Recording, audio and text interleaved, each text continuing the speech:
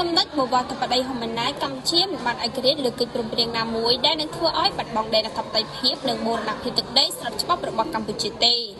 សម្ដេចធិបតីហ៊ុនម៉ាណែតនាយករដ្ឋមន្ត្រីបានលើកឡើងតាមបណ្ដាញសង្គមនៅថ្ងៃទី19ខែតុលានេះដើម្បីឆ្លើយទៅនឹងការអធិប្បាយមួយចំនួនតាមបណ្ដាញសង្គមដែលបានលើកឡើងថាកិច្ចព្រមព្រៀងបាត់ឈប់បាញ់ថ្ងៃទី28កក្កដា2025កន្លងទៅនិងកិច្ចព្រមព្រៀងសន្តិភាពនាពេលខាងមុខគឺជាថ្នូរនឹងការធ្វើឲ្យកម្ពុជាបាត់ដីសម្ដេចធិបតីហ៊ុនម៉ាណែតបានយ៉ាងដូចនេះថាខ្ញុំសូមបញ្ជាក់ជូនបងប្អូនជនរួមជាតិដោយសង្ខេបថា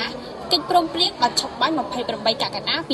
2025គឺនិយាយអំពីលក្ខខណ្ឌនិងក្រមប្រតិបត្តិនានាដើម្បីបញ្ជាកុំឲ្យមានការបាញ់គ្នាឡើងវិញ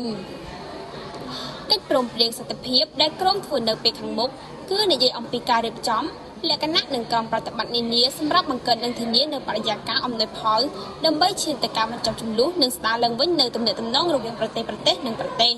ទោះជាក្នុងកិច្ចព្រមព្រៀងទាំងពីរនេះមិនមាននិយាយអំពីបញ្ហាពាក់ព័ន្ធទៅនឹងទឹកដីឬក៏ព្រំដែនក៏មិនមែនបានន័យថាភាគីណាមួយត្រូវយកព្រមបោះបង់សិទ្ធិស្របច្បាប់ក្នុងការគ្រប់គ្រងទឹកដីដែលស្ថិតនៅក្នុងដែនអធិបតេយ្យភាពរបស់ខ្លួនទេ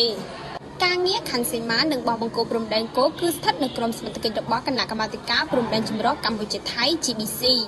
ហើយដែលត្រូវដោះស្រាយដោយសន្តិវិធីស្របតាមសន្ធិសញ្ញានិងអនុសញ្ញា